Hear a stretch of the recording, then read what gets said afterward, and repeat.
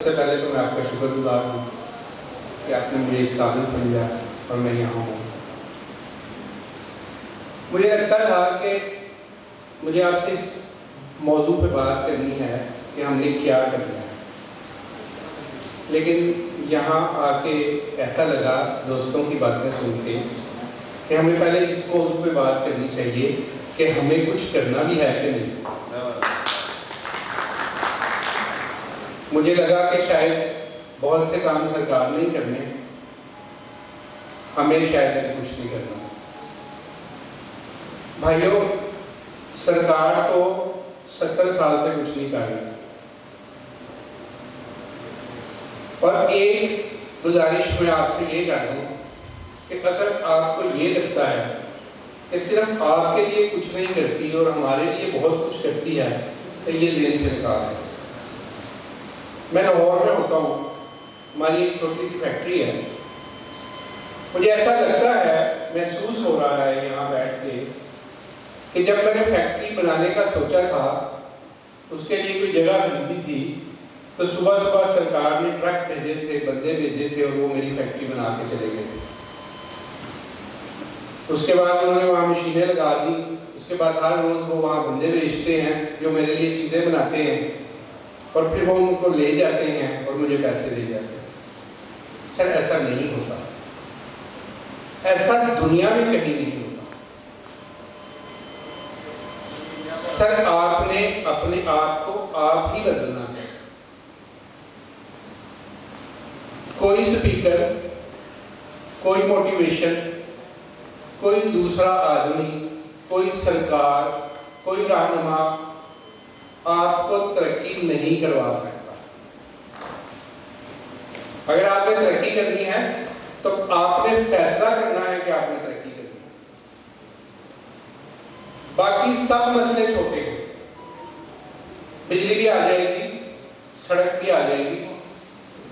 ہمارا دروغہ والا لاہور کا بلکہ پاکستان کا سب سے بڑا انڈسٹریل ایریا ہے، جس میں 1.5 لاکھ لوگ کام کرتے ہیں۔ ہم نے اپنی جو مین سڑک ہے 7 کروڑ روپے کے خرچ سے خود بنائی ہے لاہور میں۔ ہمارا ایم ایل اے کہتا ہے کہ میرے ووٹ نہیں اس علاقے میں۔ ہمارا ایم پی اے کہتا ہے کہ بھائی میں ان کی سڑکیں بناؤں گا جو مجھے دوبارہ ووٹ دیں گے، آپ کو کیوں دوں فیسلٹیز۔ تو سر ایسا نہیں کہ ہمیں سرکار بہت مدد کرتی ہے اور آپ کی مدد نہیں۔ سرکار سب کو ایک آنکھ سے دیکھتی ہے، اس کے اپنے مسئلے۔ جب ہمارے اندر شعور بڑھے گا، ہم سرکار کو مجبور کر لیں گے کہ وہ ہماری بات سنے۔ اس شعور کی طرف سفر اللہ کے فضل سے جاری ہے، اور یہ عابد بھائی اور ابھی جو انہوں نے بات کی، اور میں وہاں بیٹھا حیران اور متاثر ہو رہا تھا کہ جب آپ کہتے ہیں جی کہ ہم لوگوں کے پاس جاتے ہیں، ان سے بات کرتے ہیں، اور وہ اتنے ایگر ہوتے ہیں کہ ایک بات سننے کے لیے 35,000 لوگ آ جاتے ہیں، تو کیا وہ مجمع سرکار نے لگایا تھا؟ آپ کے دوستوں نے لگایا تھا؟ اگر آپ کے دوست 35,000 بندے اکٹھے کر سکتے ہیں تبدیلی کے لیے، تو آپ مل کے 50 لاکھ کی ایک فیکٹری کیوں نہیں لگا سکتے؟ سر بات یہ ہے کہ آج ہمیں فیصلہ کرنا ہے کہ ہم نے کچھ کرنا ہے، ہم نے خود کو بدلنا ہے۔ ہم کر سکتے ہیں۔ کیا کمی ہے آپ کے اندر؟ صرف ہم غور کرنا شروع کر دیں کہ ہمارے اختیار میں کیا۔ ہم وہ نوحے سننا اور سنانا بند کر دیں جو ہماری مجبوریوں کے ہیں، اور ہم ان عوامل پہ غور کریں کہ جو ہمارے پاس ہے اور ہم ان سے کیا کر سکتے ہیں۔ ہم اپنا وقت 8 گھنٹے دن میں ٹک ٹاک پہ لگانے کے بجائے یوٹیوب پہ لگائیں، اور اس سے سیکھیں کہ ہم اپنے وسائل کے اندر رہتے ہوئے کس طرح ارن کر سکتے ہیں۔ ہر وہ شخص جس کے ہاتھ میں موبائل فون ہے $1,000 مہینہ کما سکتا ہے، لیکن کب؟ جب وہ فیصلہ کرے گا کہ میں نے کمانا۔ قطع نظر اس کے کہ وہ پہاڑ پہ بیٹھا ہے یا وہ اس کے پاس سڑک ہے کہ نہیں۔ تو سر گزارش یہ ہے، بڑی معذرت کے ساتھ اگر کسی کی دل آزاری ہوئی تو میں معافی چاہتا ہوں، لیکن ہم سب سے پہلے ہم یہ فیصلہ کریں کہ ہم نے کام کرنا، اس کے بعد رستے انگنت، اور ساری دنیا ایسی کرتی ہے سر۔ دیکھیں آپ کو 1880 کی ایک مثال سناتا ہوں۔ یورپ میں ایک چھوٹا سا ملک ہے ڈنمارک، اس کا نام آپ نے سن رکھا ہوگا، پیچھے بڑا ایک مسئلہ ہوا تھا تو اس کی وجہ سے اس کی چیزوں کا بائیکاٹ وغیرہ کیا تو بڑے شہرت ہوئی اس ملک کی۔ سر ڈنمارک کے اندر 5 گوالے تھے، انہوں نے کوئی 2-2 3-3 بھینسیں رکھی ہوئی، اب کیا ہے کہ وہ دودھ لے کے شہر جاتے تھے تو شہر میں جو دودھ خریدنے والے دکاندار تھے ان کو دودھ کی صحیح قیمت نہیں دیتے، ان کو پتا تھا کہ یہ جو لوگ ہیں یہ ہمیں دودھ بیچنے پر مجبور ہیں، ان کے پاس اور کوئی ذریعہ نہیں، اور ان کا جو دودھ ہے اس کی لائف 1 دن ہے، یہ خراب ہو جائے گا، یہ اس کو سٹور نہیں کر سکتے، لہذا وہ ان کو بلیک نہیں۔ 1 سال 2 سال اس طرح گزرے، ان 5 لوگوں نے بیٹھ کے سوچا کہ یار اس مسئلے کا کوئی حل تو ہوگا۔ ایک آدمی نے کہا کہ یار ہمارا جو مسئلہ ہے وہ یہ ہے کہ اس کی لائف کم ہے دودھ، اگر ہم کسی طریقے سے کوئی ایسا کام کر لیں کہ اس کی لائف بڑھ جائے، اس کی عمر 2-3 ماہ ہو جائے دودھ کی، تو ہم ان کی بلیک میلنگ سے بچ سکتے۔ انہوں نے کسی سمجھدار آدمی سے رابطہ کیا، انہوں نے کہا یار تم چھوڑو دودھ فروخت کرنے کو، تم اس کی پنیر بناؤ، چیز۔ تو انہوں نے طریقہ سیکھا اور 1885 میں 5 سال لگے ان کو، انہوں نے 5 لوگوں نے مل کے چھوٹی سی چیز بنانے کی، پنیر بنانے کی ایک فیکٹری لگا دی، اور سر انہوں نے دودھ بیچنا چھوڑ دیا اور پنیر بیچنی۔ اب پنیر کی لائف آپ کو پتا ہے کہ کئی سال ہوتی ہے، 3-4 جتنی پرانی ہوتی ہے اتنی مہنگی بکتی ہے۔ اب کیا ہے کہ ان کو پروڈکٹ کی ویلیو ملنی شروع ہو گئی۔ جب ارد گرد کے گاؤں والوں نے دیکھا کہ یہ تو زیادہ پیسے کما رہے ہیں، انہوں نے کہا یار ہمیں بھی شامل کر لو، انہوں نے کہا یہ آپ بھی آ جائیں۔ وہ 5 سے 50 ہو گئے، 50 سے 250 ہو گئے، وہ 250 گوالے مل کے بہت بڑی فیکٹری بنا لی۔ سر آپ حیران ہوں گے کہ پچھلے سال 2021 میں جبکہ کرونا کا دور تھا اور ساری دنیا کے کاروبار بند تھے، وہ 5 گوالوں کی جو کمپنی تھی انہوں نے 12 ارب یورو کی پنیر بیچی پچھلے سال، 12 ارب یورو، تو 300 روپے کا یورو ہے شاید، 350۔ سر اگر وہ یہ بیٹھ کے شکوا کرتے کہ یہ ہمارا دودھ حکومت لے لے ہم سے، یا حکومت ہمیں کوئی ادارہ بنا دے، یا حکومت ہم سے کوئی ہیلپ کرے، ہمیں کوئی راستہ دکھائے، تو سر آج وہ دنیا کی سب سے بڑی فوڈ انڈسٹری لاہور پارک نہیں ہوتا۔ آج اس کے 2500 مالک ہیں سر، 2500 لوگ، اور وہ سارے پورے یورپ میں ان کی factory. Sir power of man is always greater than man in power. جو آپ لوگ ہیں، جو ہم لوگ ہیں، ہماری طاقت والے لوگوں سے ہمیشہ زیادہ ہوتا ہے، ہمیں احساس نہیں ہوتا۔ اگر ہم اپنی طاقت کا احساس کر لیں نا سر، اگر ہم فیصلہ کر لیں کہ ہمیں کرنا ہے، تو پھر ہمارے راستے میں کوئی مسئلہ نہیں۔ ابھی بھائی جان نے بات کی کہ جی سوپ سٹون ہمارے پاس بہت ہے، تو سر میں آپ کو ایک ہنٹ دیتا ہوں۔ ایک سوپ سٹون پروسیس کرنے کی چھوٹی فیکٹری صرف 50 لاکھ روپے میں بن جائے۔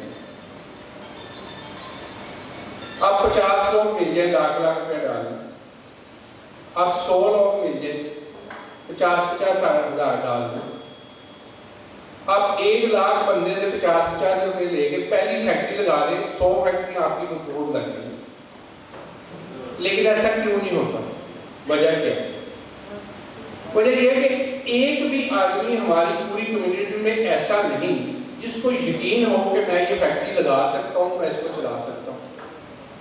اس کے پاس ٹیکنالوجی، اس کے پاس ہنر، اس کے پاس تجربہ نہیں۔ جب آپ کے پاس ہنر، ٹیکنالوجی، تجربہ ہوتا ہے تو آپ کے پاس اعتماد ہوتا ہے۔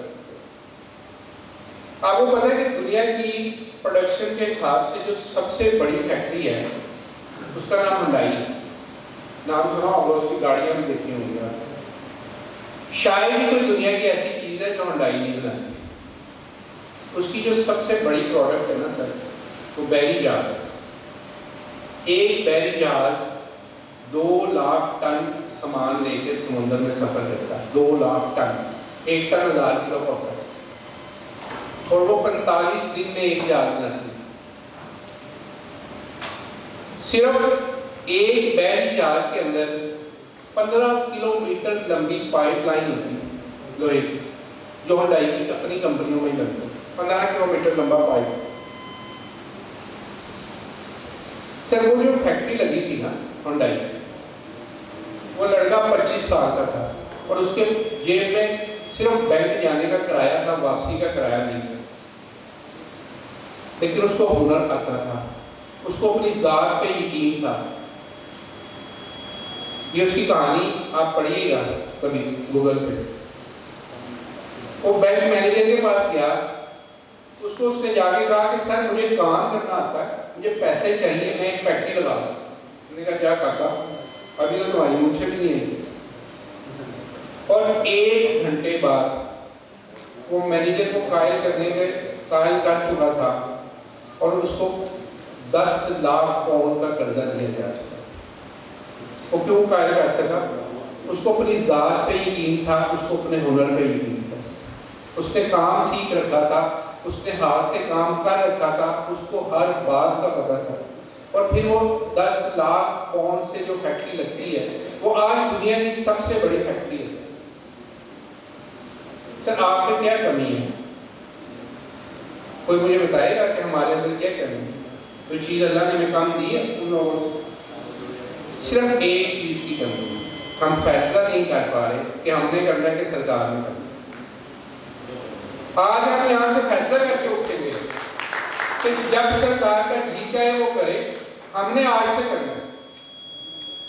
کرتے ہیں فیصلہ سب دوست؟ تو سر اگر آپ نے فیصلہ کر لیا ہے کہ آپ نہیں کرنا ہے، تو سر راستے ہزار۔ آپ کے ایریا میں جیسے بھی دوستوں نے بات کی کہ صرف جو پھل ضائع ہو جاتے ہیں، ان ضائع ہونے والے پھلوں سے ہم اتنے پیسے کما سکتے ہیں کہ اب سارے لوگ خوشحال ہو سکتے ہیں۔ آپ کے سیب، مجھے عابد بھائی بتا رہے تھے کہ آپ کے سیب وہاں پہ بکریاں کھاتی ہیں۔ ہمارا ہمسایہ ملک بھارت بہت زیادہ ہم سے ترقی یافتہ نہیں۔ ایمیزون پہ ان کا ایک سٹور ہے، ایمیزون کا تو پتہ ہوگا آپ کو، آن لائن مارکیٹ جو ہے۔ پچھلے سال 2021 میں پھر وہی بات کہ کرونا کا دور تھا، جب سب رو رہے تھے، انہوں نے سٹور کا نام ہے ہمالا آرگینک، ہمالا ہمارا ہے نام وہ استعمال کرتے ہیں، کیونکہ انہوں نے سیکھ لیا کہ ہم نے کرنا ہے۔ انہوں نے سر ایمیزون کے اوپر پچھلے 1 سال میں 1 ارب انڈین روپے کا سیب کا سرکہ بیچا۔ آپ کرتے رہیں شکریہ سر، 2 مہینے میں سیب کا سرکہ بن جاتا ہے۔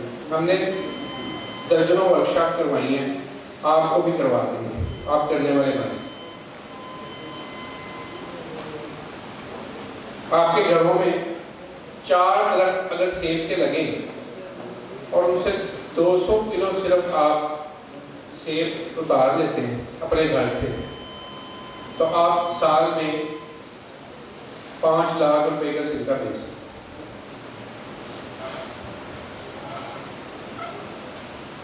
تو سر جب آپ سیب سے جوس نکالتے ہیں، اچھا مزے کی بات بتاؤں، آپ کے جوس بکریاں کھا رہی ہیں، اور پاکستان کے اندر جتنا جوس فروخت ہو رہا ہے وہ باہر سے آ رہا ہے سیب کا۔ اگر کسی کو شک ہو تو میرے پاس سارے ڈاکومنٹری پروف ہیں۔ سیب کا جوس باہر سے آتا ہے، کنسنٹریٹ کی شکل میں آتا ہے۔ جس طرح آپ دودھ سے کھویا بناتے ہیں، اس طرح جوس کو کنسنٹریٹ بنایا جاتا ہے، کیونکہ جوس کے اندر 15% سالڈ ہوتا ہے اور 85% پانی ہوتا ہے۔ تو جب اس کو ٹرانسپورٹ کرتے ہیں یا دوسرے ملکوں کو بھیجتے ہیں تو اس میں سے پانی نکال لیتے ہیں۔ بڑا ہی آسان سا پروسیس ہے فروٹ کنسنٹریٹ بنانے کا، سیب کا کنسنٹریٹ بنانے کا۔ ہم نے اپنے لاہور خوشحال مرکز میں مشین رکھی ہوئی ہے، ہم وہاں پہ لوگوں کو سکھاتے ہیں کہ یہ ایسے بنایا جاتا ہے، آپ کو بھی سکھا رہے ہیں۔ 10 15 20 لاکھ کی ایک مشین اگر آپ لگا لیتے ہیں، آپ اپنے علاقے کے جو سیب ہیں ان کا جوس کا کنسنٹریٹ بنا کے آپ اس کو فروخت کرتے ہیں، آپ کی حیرت گم ہو جائے گی کہ آپ کتنے پیسے کما سکتے ہیں۔ سر یہ مشین جس کا آپ بتا رہے ہیں، یہ مشین سائز میں کتنی ہوگی اور اس کی قیمت کتنی ہونی چاہیے؟ اس ٹیبل جتنی مشین ہے، چھوٹی مشین اگر 250 کلو کیپیسٹی کے ہم لگاتے ہیں تو وہ ٹوٹل 2 ملین میں آپ کا پورا پلانٹ لگ جائے گا، 20 لاکھ روپے میں ٹوٹل، ٹھیک ہے جی۔ اور اس میں آپ کی جو کیپیسٹی پر ڈے کی کنسنٹریٹ بنانے کی ہوگی وہ تقریباً 200 kg، یعنی مہینے میں 5 ٹن کنسنٹریٹ آپ بنا سکتے ہیں۔ اور اس ٹائم کنسنٹریٹ جو پاکستان کی مارکیٹ میں بک رہا ہے 400 روپے کلو بک رہا ہے۔ اور اگر آپ کا سیب بیس پرائس آپ اس کی 10 روپے کلو لگاتے ہیں تو یہ آپ کی جو کاسٹ آئے گی وہ 100 روپے کلو آئے گی۔ 100 روپے کنسنٹریٹ کی 400 روپے ہول سیل ہو رہا ہے، اور یہ سارا باہر سے آتا ہے۔ نیسلے تک جو جوس بنا رہا ہے کنسنٹریٹ امپورٹ کر کے بنا رہا ہے، پاکستان سے سیب کے جوس کے لیے کنسنٹریٹ ہی نہیں ملتا۔ اور فرق وجہ کیا ہے کہ آپ جانتے نہیں، ہم جانتے نہیں کہ کرنا کیسے ہے اور ہم کیا استعمال کر سکتے ہیں۔ آپ جیم کھاتے ہیں نا سر، جیم کے اندر اس کو جو گاڑھا کرنے کے لیے کیمیکل یوز ہوتا ہے نا جی، اس کو پیکٹنگ بولتے ہیں، پیکٹنگ۔ 4000 روپے کلو لاہور میں بکتی ہے، یورپ سے آتی ہے۔ اور جب آپ سیب کا جوس نکالتے ہیں، جوس نکالنے کے بعد جو آپ کے پاس اس کا پھوک بچتا ہے، اس کو آپ جب خشک کرتے ہیں تو اس میں 12% پیکٹین ہوتی ہے۔ اب کیا ہے، اللہ تعالیٰ ڈالر نہیں دیتا جیب میں ڈال کے، اس کا کوئی نظام نہیں ایسا کہ وہ آپ سو کے اٹھیں تو آپ کے تکیے کے نیچے ڈالر پڑے، وہ وسائل دیتا ہے۔ اور قدرت کبھی ناانصافی نہیں کرتی وسائل، بلکہ جتنے وسائل اس نے ہمیں دے رکھے ہیں نا سر، میرا نہیں خیال کہ کہیں ہم دنیا گھومتے ہیں ہم نے کہیں اور دیکھے، اور جتنے وسائل ہم ضائع کرتے ہیں سر اتنے بھی کوئی اور ضائع نہیں کرتا۔ اور اللہ تعالیٰ کیا کہتے ہیں، آپ کو تو بہت اچھی طرح پتا ہے، لائن شکرتم لازیدنکم، اگر شکر کرو گے تو اور دوں گا۔ اتنی بات ہم نے بہت سنی پڑی، اگلی بات بھی ہے اس کے بعد، لائن کفرتم، اور اگر کفر کرو گے، کفران نعمت کرو گے تو میرا عذاب بڑا شدید ہے۔ اور ہمیں شاید یہ لگتا ہے کہ یہ عذاب ہوتا ہے، یہ کوئی جہنم وہنم ہوتا ہے، شاید اس کو اللہ تعالیٰ عذاب کہتے ہیں۔ سر آج یہ بات کلیئر کر لیجئے کہ بدحالی عذاب ہے، اور وہ کیسے ہے میں آپ کو بتاتا ہوں، اگر آپ کی اجازت ہو، اگر 2 منٹ مجھے دے دیں۔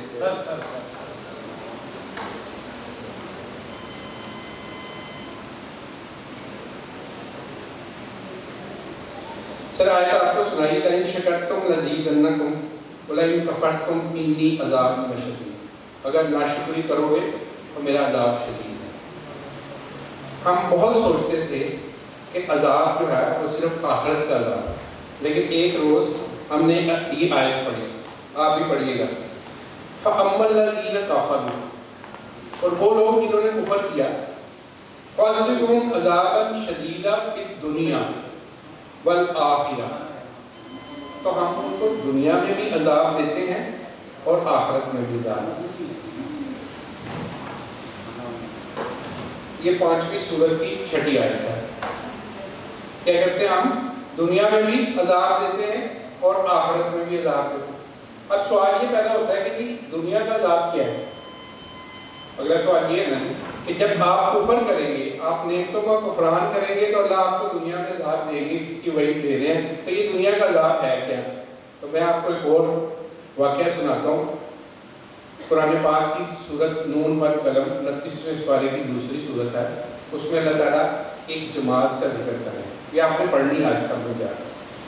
اللہ اپنے نبی سے کہتے ہیں کہ اے نبی ان مکے والوں کو بتا دو کہ ہم نے باغ والوں کے ساتھ کیا کیا تھا. 3-4 دوست تھے, انہوں نے مل کے باغ لگایا, اور جب باغ پک کے تیار ہو گیا تو وہ آئے ایک دوسرے سے کہتے کہ جی جلدی صبح اٹھنا, ہم نے باغ کھیتی کرنی, ہم نے جا کے پھل اتارنا. فَأَصْبَحَتْ كَالصَّرِيمِ, سو وہ صبح کو کٹی ہوئی. اچھا, وَلَا يَسْتَثْنُونَ, اور جب انہوں نے آپس میں ایسی بات کی تو اس میں کوئی استثناء نہیں تھا, یہ کوئی ایسی عجیب بات نہیں تھی. سب لوگ یہی کہتے ہیں کہ کل ہم باغ جائیں گے اور کاٹیں گے. فَطَافَ عَلَيْهَا طَائِفٌ مِّن رَبِّكَ وَهُمْ نَائِمُونَ, اور آپ کے رب کی طرف سے ان کے باغ پر سوتے ہوئے ایک طائفہ آ گیا, ایک عذاب آ گیا. فَأَصْبَحَتْ كَالصَّرِيمِ, سو وہ ایسا ہو گیا جیسے کٹی ہوئی فصل, یعنی وہ تباہ ہو گیا سارا. اچھا, پھر صبح فَتَنَادَوْا مُصْبِحِينَ, پھر وہ صبح ہوتے ہی ایک دوسرے کو پکارنے لگے, أَنِ اغْدُوا عَلَىٰ حَرْثِكُمْ إِن كُنتُمْ صَارِمِينَ, کہ اپنی کھیتی پر سویرے سویرے چلے چلو اگر تم نے پھل توڑنا. فَانْطَلَقُوا وَهُمْ يَتَخَافَتُونَ, سو وہ لوگ چل پڑے اور آپس میں چپکے چپکے کہتے جاتے تھے, اللہ يَدْخُلَنَّهَا الْيَوْمَ عَلَيْكُمْ مِسْكِينٌ, آج کسی غریب کو نہیں گھسنے دینا باہر. وَغَدَوْا عَلَىٰ حَرْدٍ قَادِرِينَ, وہ صبح پھل کاٹنے اور غریبوں کو ان سے محروم کرنے کے منصوبے پر قادر ہوتے چل پڑے. فَلَمَّا رَأَوْهَا قَالُوا إِنَّا لَضَالُونَ, جب انہوں نے دیکھا تو انہوں نے کہا ہم تو راستہ بھول گئے, یہ تو باغ ہی ہمارا ہے. پھر جب غور کیا تو کہتے نہیں, ہم تو محروم ہو گئے. قَالَ أَوْسَطُهُمْ أَلَمْ أَقُل لَّكُمْ لَوْلَا تُسَبِّحُونَ, ان میں سے ایک آدمی جو تھوڑا سا بہتر تھا وہ کہتا تھا میں آپ سے کہتا نہیں تھا کہ اللہ کی تسبیح بیان کرو. قَالُوا سُبْحَانَ رَبِّنَا إِنَّا كُنَّا طَاغِينَ, اور وہ کہنے لگے بے شک ہمارا رب پاک ہے, ہم ظالم تھے. فَأَقْبَلَ بَعْضُهُمْ عَلَىٰ بَعْضٍ يَتَلَاوَمُونَ, سو ایک دوسرے کی طرف متوجہ ہوئے اور ملامت کرنے لگے. قَالُوا يَا وَيْلَنَا إِنَّا كُنَّا طَاغِينَ, کہنے لگے ہائے ہماری شامت, بے شک ہم سرکش سے. عَسَىٰ رَبُّنَا أَن يُبْدِلَنَا خَيْرًا مِّنْهَا إِنَّا إِلَىٰ رَبِّنَا رَاغِبُونَ, امید ہے ہمارا رب ہمیں معاف کر دے گا, اس کے بدلے میں ہمیں بہتر چیز دے.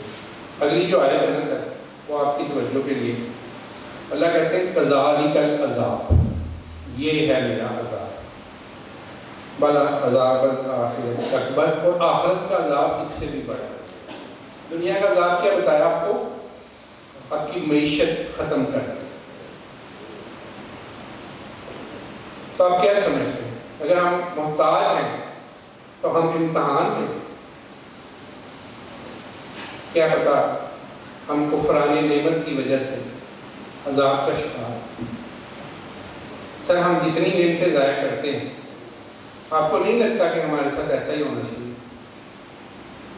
ہماری کھیتیاں, سب سے بڑی آپ کی نعمت کیا ہے؟ انسان کے لیے اس کی سب سے بڑی نعمت وقت ہے, اور جتنا وقت ہم ضائع کرتے ہیں شاید دنیا میں کوئی ہوتا ہے. تو ہم نے کیا کرنا ہے, راستے بہت ہیں. آپ سب لوگوں کو میرا وعدہ ہے کہ جو بھی شخص جو بھی کام سیکھنا چاہتا ہے ہم اس کو سکھائیں گے. ہمارے پاس آئیں, آپ کے ٹرینرز کو ٹرین کریں گے, ان کو ہمارے پاس بھیجو, ہم ان کو رہائش بھی دیں گے, ان کو ہم تمام سہولیات دیں گے, ان کو ہم ٹرین کریں گے, اور وہ یہاں آ کے آپ کے لوگوں کو ٹرین کریں گے. ہم آپ کو فصل اگانا بھی سکھائیں گے, ہم آپ کو فصل سنبھالنا بھی سکھائیں گے, ہم اس کو پرزرو کرنا بھی سکھائیں گے, ہم آپ کو اس کو بیچنا بھی سکھائیں گے, ہم آپ کو اس کو ایکسپورٹ کرنا بھی سکھائیں گے, ہم آپ کو اس کو ٹیسٹ کرنا بھی سکھائیں گے. آپ کو یہ شکوا نہیں دے گا کہ یہ کام کیسے ہوتا ہے, آپ کرنے والے بنے. اس کے علاوہ ٹیکنیکل, فیکٹری, انڈسٹری, منرلز نکالنا آپ نے, نکالنے میں بھی ہم آپ کو ہیلپ کر سکتے ہیں, انجینئر بھی آ جائیں گے, فیکٹریاں بھی لگ جائیں گی, تمام گائیڈنس, ہر طرح کی کنسلٹنسی ہم آپ کو دے سکتے ہیں, اور ہم دیں گے, ہمارا آپ سے وعدہ. صرف آپ فیصلہ کریں, آپ کرنے والے, آپ ہم سے جو کام کہیں گے آپ کو وہ کام ہوگا.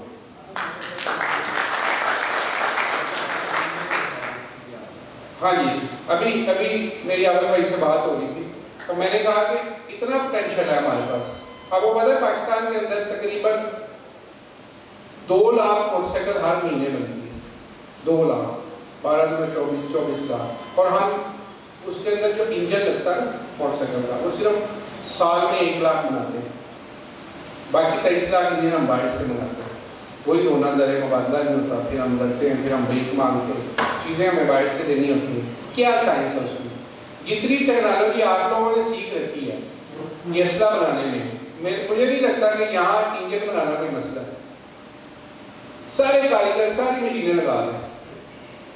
ایک فیکٹری میں ایک پرزہ بنے, دوسری میں دوسرا بنے, تیسری میں تیسرا بنے, درمیان میں ایک اسمبلی لائن بنائے.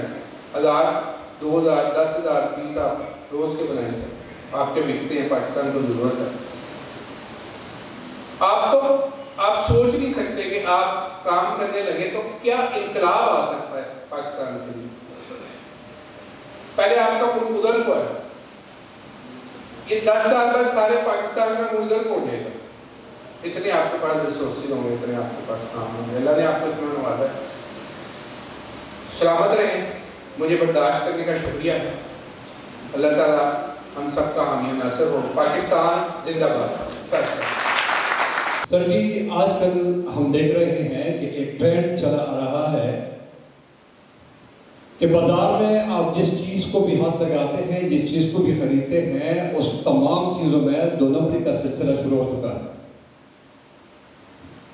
اگر آپ روزمرہ استعمال کے دودھ لیتے ہیں اپنے گھر کے لیے تو ہم نے اپنی آنکھوں سے دیکھا ہے کہ دودھ میں وہ استعمال کیا جاتا ہے کہ اس فیکٹریوں میں باڑے ہیں جو فارم ہیں وہاں پہ ان کے لیے انہوں نے مشینیں لگا دی ہیں. تو وہ کیمیکل جنہیں اپنے جو دیسی دودھ ہے اس میں مشکل کہیں کلو 2 کلو ہوگا, باقی 1 ڈرم پانی اور کیمیکل ہے, اور دڑ بازاروں میں بکتا ہے اور لوگ خریدتے ہیں.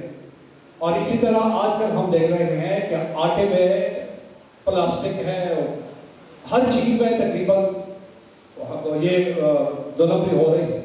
تو سر کی بحثیت صحافی اگر ہم ان چیز کو مطلب ہاتھ لگا لیتے ہیں تو پھر وہ لوگ جو ہیں وہ مرنے اور مارنے پر کھل جاتے ہیں. تو کیا آپ کے بزنس مینس جو فیکٹریوں کے مالک ہیں, جو فیکٹریاں چلاتے ہیں, جو بڑا کام کرتے ہیں, تو اس حوالے سے آپ لوگوں کے ذہن میں کون سا آئیڈیا ہے کہ ان چیزوں کو ہم روکیں اور لوگ جو نہ چاہتے ہوئے بھی مطلب اپنے پیسے دے کر وہ خود مطلب مر رہے ہیں, تو اس کا مطلب ہے علاج کیا ہوگا؟ یہ بازار سے یا شہروں سے یہ چیزیں ہم کس طرح نکال سکتے ہیں؟ شکریہ.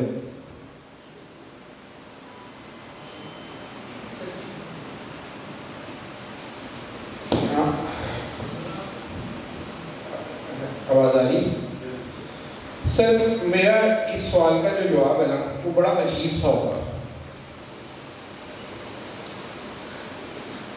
تجزیہ کرنے کی صلاحیت جو ہے نا وہ سب سے کم ہمارے معاشرے میں. مسئلے کا حل اس وقت آپ دے سکتے ہیں جب آپ کو اس کی بیس پتا ہو, پرابلم پتا ہو. ہمیں سر یہ دیکھنا چاہیے کہ ہم نے یہ کام شروع کیوں کیا. اگر آپ نے دودھ کی بات کی تو میں آپ کو تھوڑی سی گزارش کرتا ہوں کہ جتنا دودھ ہماری ضرورت ہے, ہم دودھ پیدا کرنے والا 5واں بڑا ملک ہونے کے باوجود اس کی آدھی ضرورت بھی پوری نہیں کر پاتا. اچھا, اب اگر آپ مجھے اجازت دیں تو میں پھر آپ کو کوئی واقعہ سناؤں. یہ کوئی 1880 کی بات ہے سر کہ نیو یارک میں کوئی 10 20 50 لوگ تھے جنہوں نے 10 10 15 15 بھینسیں رکھی ہوئی, اور ان کا جو ایوریج ملک تھا وہ 10 کلو پر ڈے تھا, جیسے ہماری بھینسیں 10 کلو پر ڈے ملک دیتی ہیں. جب آبادی بڑھتی ہے ڈیمانڈ بڑھتی ہے. اب انہوں نے یہ بیٹھ کے سوچا بندوں نے کہ یار یہ لوگ ہم سے زیادہ ڈیمانڈ کرتے ہیں, بھینس جو ہے وہ دودھ دے نہیں رہی, اس میں اضافہ نہیں ہو رہا, تو اس کا کیا حل ہے. اگر وہاں پہ کوئی ہمارا ہم وطن بیٹھا ہوتا ہے تو وہ کہتا ہے یار اس میں پانی ملا لو, اس کے اندر سرف ڈال لو, اس میں آئل ڈال لو, اس کو ڈبل کر لو. لیکن سر جب علم آپ کے پاس ہو یا علم کی جستجو ہو یا آپ کی سوچ پازیٹیو ہو تو آپ مثبت طریقوں پہ غور کرتے ہیں. ان سے کسی نے کہا کہ بھائی اس کا علاج آپ کو پڑھے لکھے لوگوں سے ملے گا، آپ یونیورسٹی چلے جاؤ۔ وہ لوگ اٹھے، یونیورسٹی گئے، وہاں انہوں نے کہا کہ ہماری بھینسیں دودھ کم دیتی ہیں، ہمیں زیادہ دودھ چاہیے۔ انہوں نے کہا یار ایسے کرنا پڑے گا آپ کو کہ جتنی آپ کی یہ نسل کشی ہوتی ہے اس کا آپ ریکارڈ مرتب کریں۔ وہاں ایک سوسائٹی بنی 1885 میں، Holstein Friesian society of New York اس کا نام ہے، جو آج بھی قائم ہے۔ پورے علاقے کے جتنے ان کے تھے ان کا ریکارڈ مرتب ہوتا تھا اس میں، اور وہ ریکارڈ یونیورسٹی میں جاتا تھا، یونیورسٹی ان کو گائیڈ کرتی تھی۔ اور سن 1910 میں ایوریج 10% دودھ ایوریج ان کا بڑھ چکا تھا، اور اس کے بعد 1950 میں ان کا ایوریج جو ملک ایک بھینس کا تھا 50-60 سال میں، وہ ڈبل سے بھی زیادہ ہو گیا۔